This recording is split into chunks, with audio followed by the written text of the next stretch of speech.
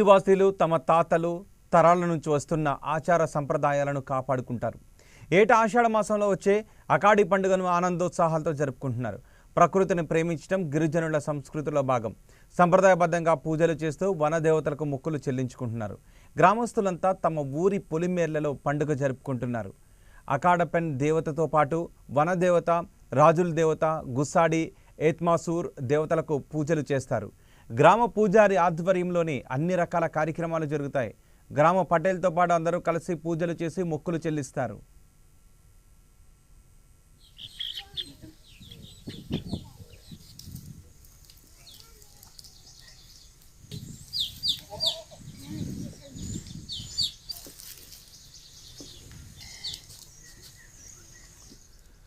అందరూ క్షేమంగా ఉండాలని ఆదివాసీలు పూజిస్తారు. పంటలు బాగా పండాలని, మనుషులు, పశు సంపద, క్రూర మృగాల బారిన పడకుండా కాపాడాలని ప్రార్థనలు చేస్తారు. ఎవరికి ఏ లోటు రాకుండా చూడాలని మొక్కుకుంటారు.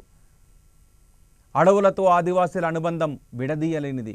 అడవులో ఉంటే జీవరాశులను అతి సమీపం నుంచి చూస్తారు. పులుల భయం లేకుండా చూడాలి అని వనదేవతలకు పూజలు చేస్తారు. పులిని వాగోబా, కాందేవ్గా భావించి పూజలు చేయడం అక్కడ ఆనవాయితీగా వస్తోంది. అకాడి పూజ తర్వాత గ్రామస్తులంతా కలిసి వనభోజనాలు చేస్తారు. ఇక్కడ ఒక ప్రత్యేకత ఉంది. టేకు చెట్ల ఆకులను తీసుకొచ్చి వాటిలోనే రాజుల దేవత, అకాడి పెన్ వనదేవతలకు నైవేద్యం పెడతారు. ఆ తర్వాతే టేకుల్లోనే భోజనం చేస్తారు. అడవిలో ఏ చెట్టు ఆకు తెంపాలి అన్నా ఈ అకాడి పండుగ చేస్తున్న తర్వాతే ముట్టుకుంటారు. పాడి పశువులకు పూజలు చేయడం అకాడి పండుగలో ప్రత్యేకత. అభిషేక జలాలను వాటిపై చల్లి నైవేద్యం పెట్టి గ్రామంలోకి తీసుకువెళ్తారు. అడవి తల్లి తమ పశు సంపదను కాపాడుతుందని విశ్వసిస్తారు.